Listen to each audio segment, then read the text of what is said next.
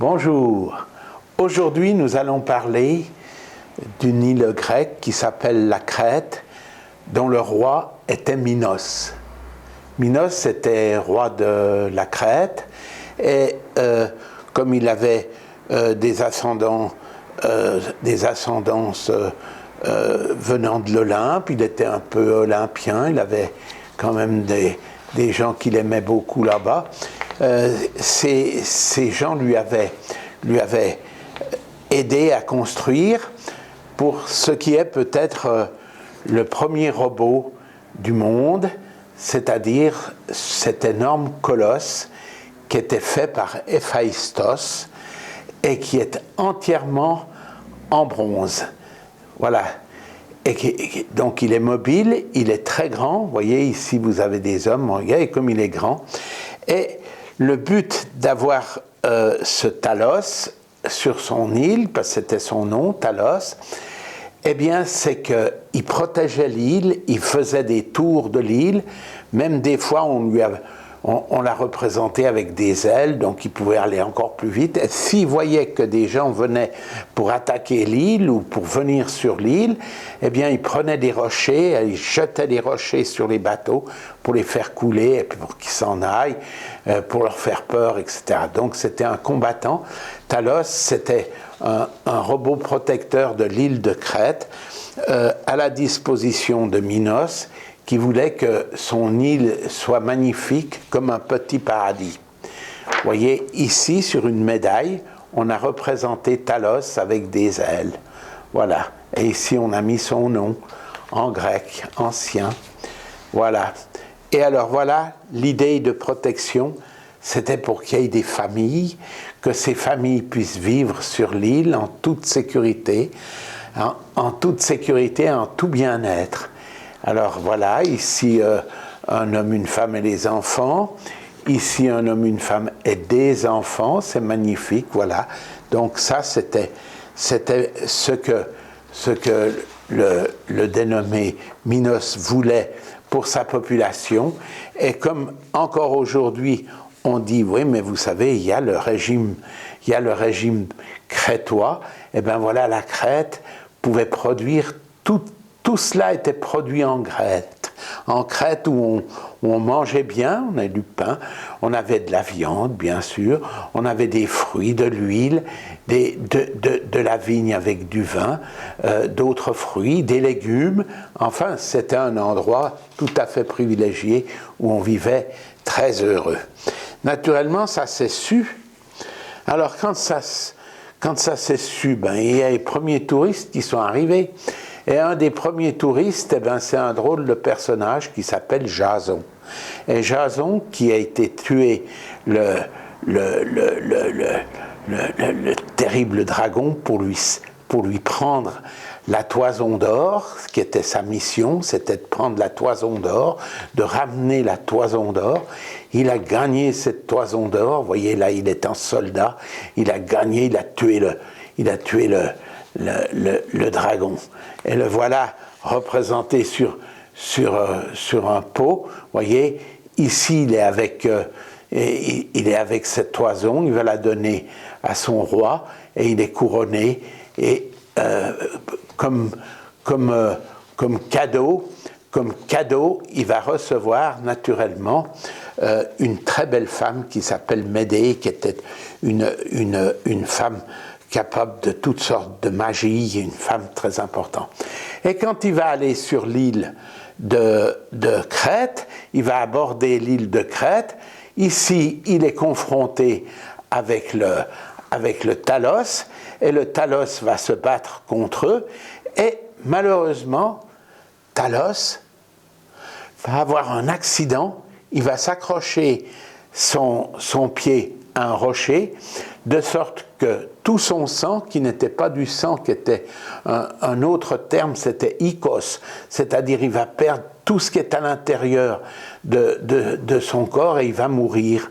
Et Jason va pouvoir aborder l'île et arriver sur l'île avec Médée. Médée qui peut-être, on dit des fois que c'est elle avec sa magie qui a provoqué l'accident qu'il a eu avec le rocher. La voilà, cette très belle Médée, avec à côté le Jason, le vainqueur de la toison d'or, voilà, représenté avec le monstre qu'ils ont vaincu, etc. Voilà, où ça c'est tout à fait la belle mythologie. Mais ce qu'il faut dire,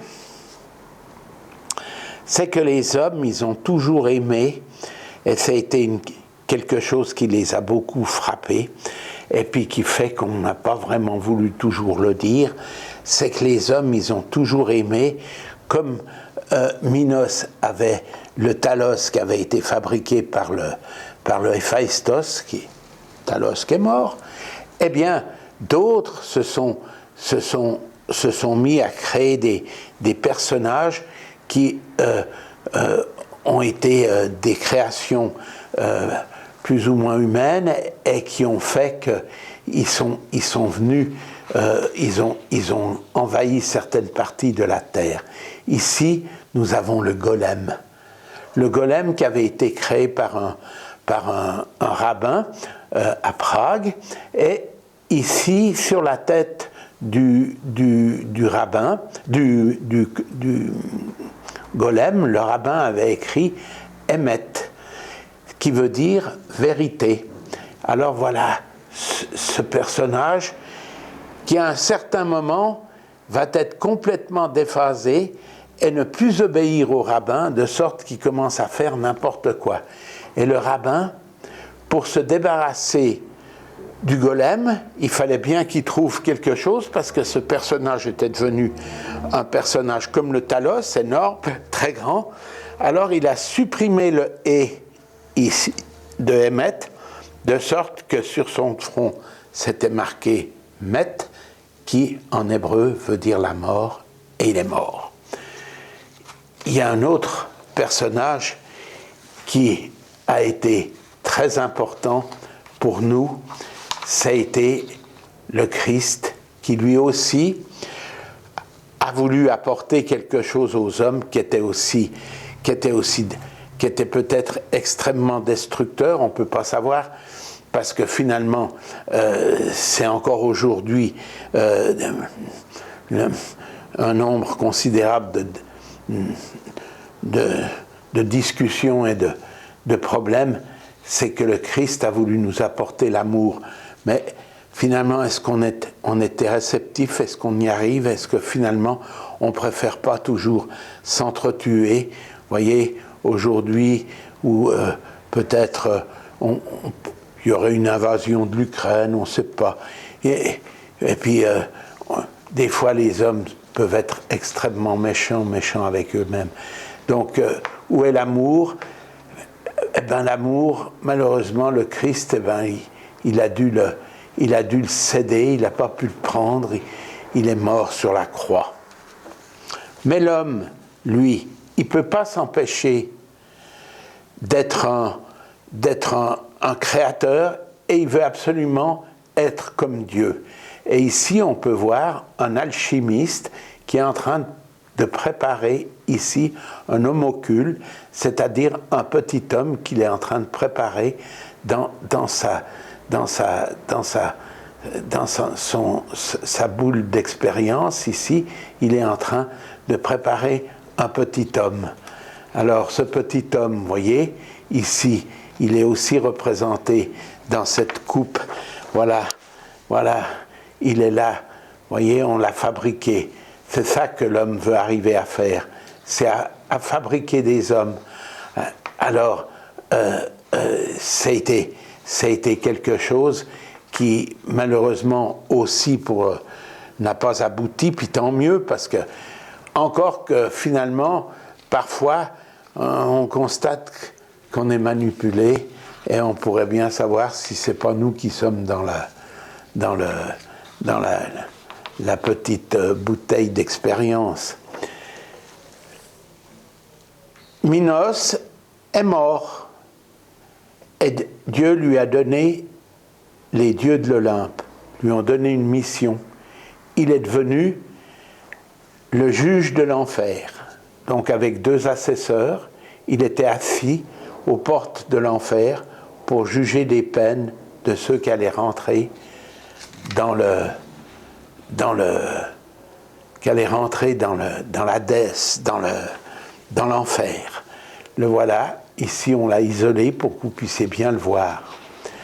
Ça, c'est quelque chose qui est terrible, c'est que effectivement, notre destin n'est pas forcément ce qu'il y a de mieux. Alors on veut terminer avec cette image pour vous dire, voyez, on va même l'isoler pour que vous la voyez bien.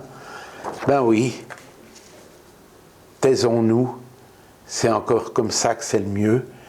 Taisons-nous et regardons la nature, profitons de la nature, profitons des bons moments, mangeons dans le cadre du régime crétois, soyons heureux dans la famille, puisque c'était ça qui était prévu par Minos, c'est-à-dire une famille, des enfants, du bon manger, et tout serait tellement sympathique et facile et merveilleux. Alors voilà, taisons-nous, c'est peut-être ce qu'il y a de mieux à faire. C'était mon petit message du jour. Au revoir.